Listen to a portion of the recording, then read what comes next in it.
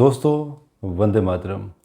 चंद्र ग्रहण योग क्या होता है, इसके ऊपर मैं आप लोगों को आज एक छोटी सी टिप्पणी देना चाहता हूं, क्योंकि चंद्र ग्रहण शुरू होने वाला है 19 को और भारतीय समय अनुसार ये जो इसका टाइमिंग रहेगा 12:48 से लेकर दिन को 3:07 तक। तो इसमें आप लोग, अगर आपको चंद्र ग्रहण योग बना है कुंडली में, तो आप इसके उपाय कर सकते हैं। चंद्र ग्रहण योग आपकी कुंडली में बना है तो आप खुद कैसे चेक करें, इसका मैं आपको एक सिंपल सा फंडामेंटल बता देता हूं। आप अपनी कुंडली में देखिए और ये देखिए कि क्या आपका जो मून है, चंद्रमा, कहीं राहु या केतु के साथ तो नहीं बैठा है। अगर ऐसा है तो मीन्स कि आपको चंद्र ग्रहण योग बना हुआ है।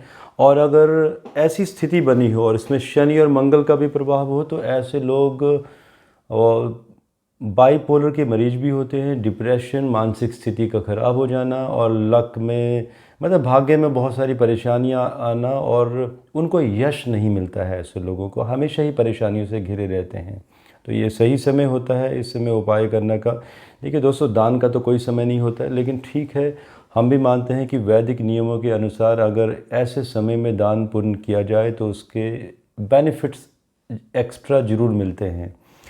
तो आपको अभी ये पता चल गया है कि आपको चंद्र ग्रहण योग के बारे में कैसे मालूम करना है कुंडली में। अब इसके मैं कुछ आप लोगों को सॉल्यूशंस दे देता हूँ, और ये जो सॉल्यूशन आपको फॉलो करने हैं ये इसी ड्यूरेशन में करने हैं।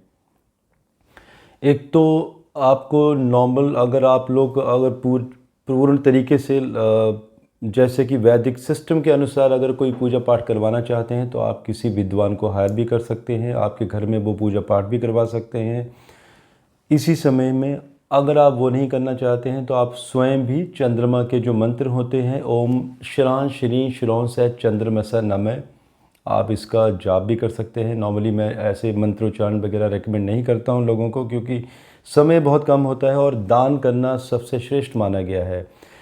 इसमें दान एंड ट्रीज़ का भी प्रावधान है। अगर हम ट्रीज़ की बात करें तो पलाश के फूल, पलाश के अगर आप पेड़ लगाते हैं इस दिन, पलाश का पेड़ जो होता है वो चंद्रमा को डिनोट करता है। तो अगर आप ऐसे पेड़ लगाते हैं कम से कम 10 पेड़, तो आपका चंद्र ग्रहण योग ख़त्म हो जाता है।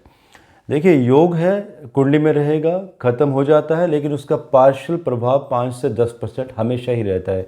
वो परमानेंटली ख़त्म नहीं होता है, क्योंकि वो आपके नेचर में कुछ एक्टिविटीज़ दे के जाएगा।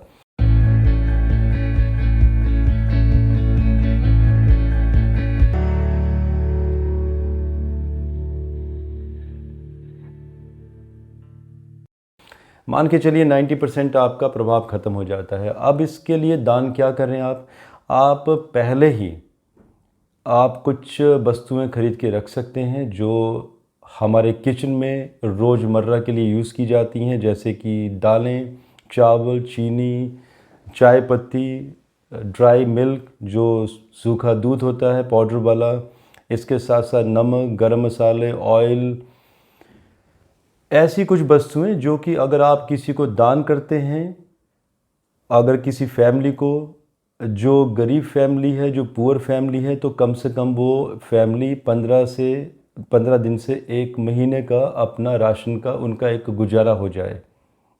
ठीक, जिसमें कि आप खुद एक लिस्ट बना सकते हैं कि वो कौन कौन सी वस्तुएं होती हैं जो आप डेली रोज़मर्रा की ज़िंदगी में, हम वेजिटेबल्स को निकाल देते हैं जो किचन में यूज़ होती हैं, तो वो मिनिमम आइटम्स आप किसी को दान कर सकते हो।